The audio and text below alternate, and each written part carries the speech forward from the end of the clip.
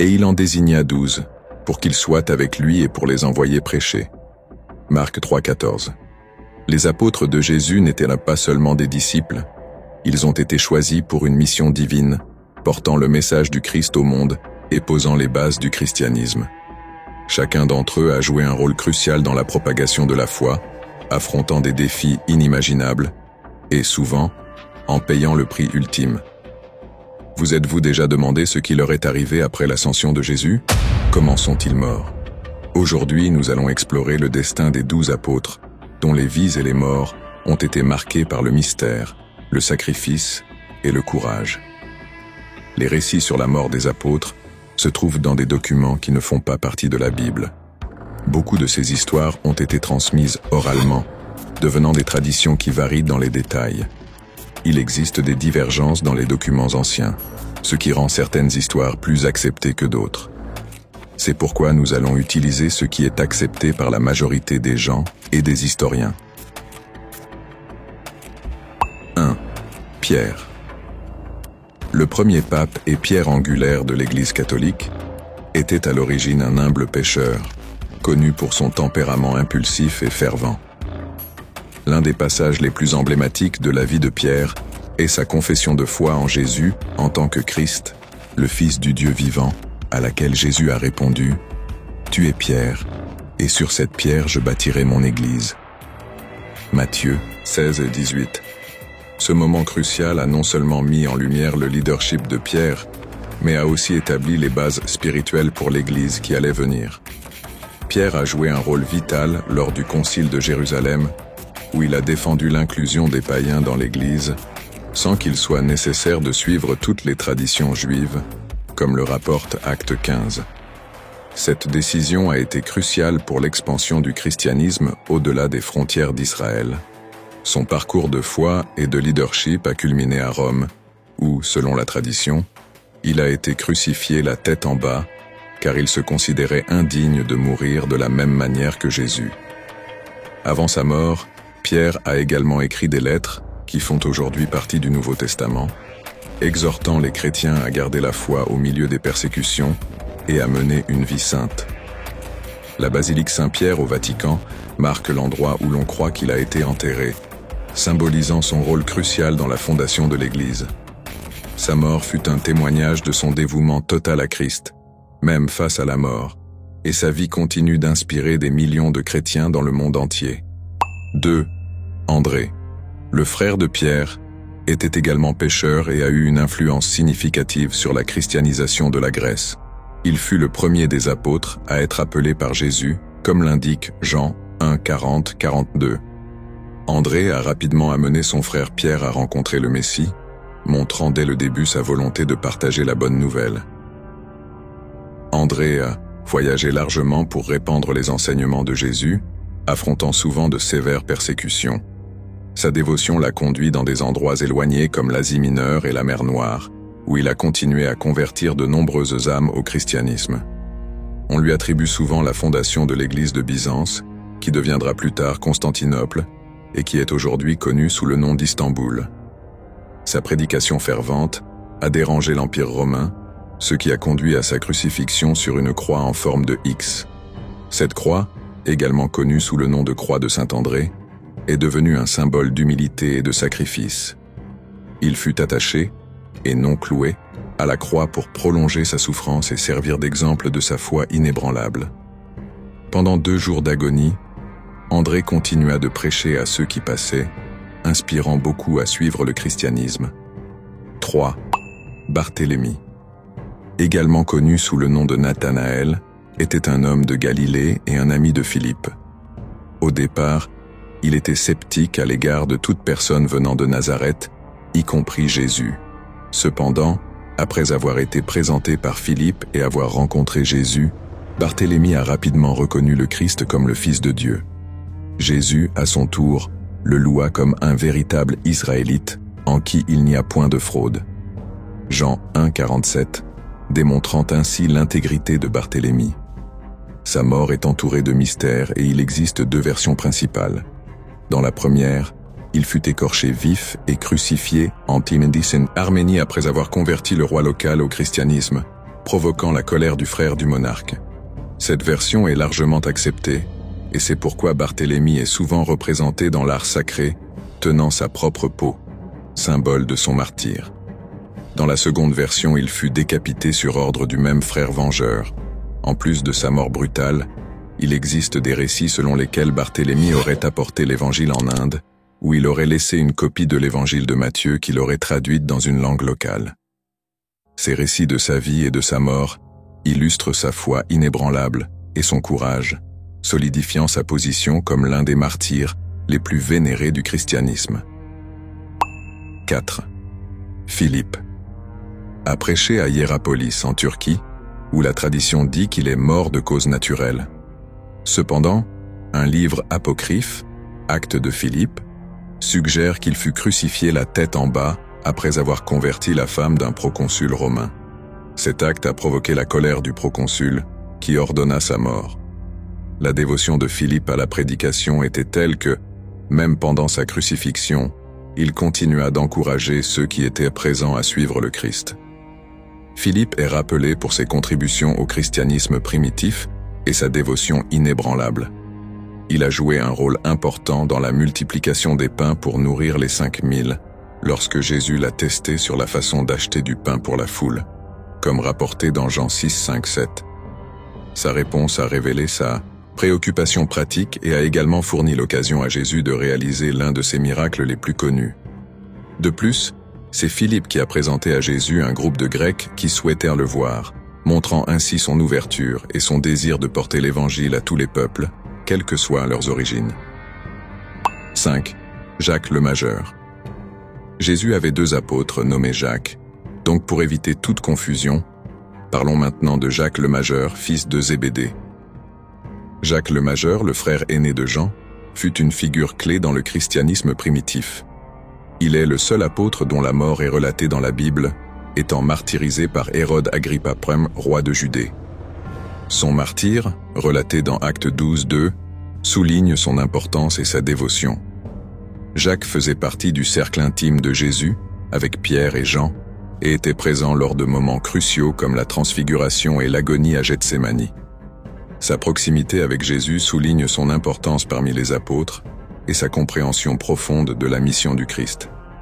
Après sa mort, ses restes furent retransportés à Saint-Jacques de Compostelle, en Espagne, à l'origine du célèbre pèlerinage connu sous le nom de Camino de Santiago. Ce voyage spirituel, encore entrepris par de nombreux pèlerins aujourd'hui, est un hommage durable à sa foi et à son leadership, symbolisant l'impact durable de son ministère. 6. Jean, l'évangéliste, était le frère cadet de Jacques le Majeur, connu sous le nom de disciple bien-aimé, qui a écrit le 4e évangile, lequel retrace l'histoire de Jésus. Il est également souvent associé au livre de l'Apocalypse, bien qu'il existe des controverses parmi les érudits à ce sujet. Qu'il ait écrit ou non le livre de l'Apocalypse reste un mystère, mais ces visions apocalyptiques continuent de fasciner et d'effrayer à la fois les érudits et les croyants. Jean était connu pour sa profonde spiritualité et son accent sur l'amour, qui est le thème central de ses écrits. Dans ses lettres, il exhortait souvent les chrétiens à s'aimer les uns les autres, comme le Christ les a aimés.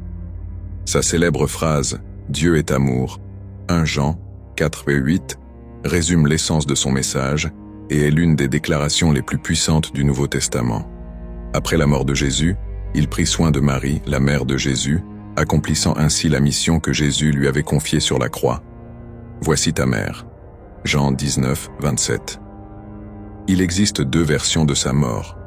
L'une affirme qu'il est mort de causes naturelles à l'âge de 100 ans, l'autre suggère qu'il a été emporté au ciel, comme le prophète Élie. Jean est également considéré comme le dernier des apôtres à mourir, marquant ainsi la fin d'une ère dans l'Église primitive. 7. Thomas. Également connu sous le nom de Didyme, la vie de Thomas a été marquée par le doute et la foi. Après la résurrection de Jésus, son incrédulité à l'annonce que le Christ était ressuscité lui a valu le surnom célèbre de Thomas le douteur. Cependant, après avoir vu et touché les blessures de Jésus, il proclama sa foi avec la déclaration « Mon Seigneur et mon Dieu ». Jean 20, 28. Cette affirmation est devenue l'une des confessions de foi les plus fortes du christianisme, illustrant la transformation de Thomas, passant de l'incrédule au croyant fervent. Thomas a emporté l'Évangile dans des contrées lointaines, prêchant en Syrie, en Perse et, plus particulièrement, en Inde. C'est en Inde qu'il a trouvé sa fin, martyrisé par des soldats locaux alors qu'il évangélisait.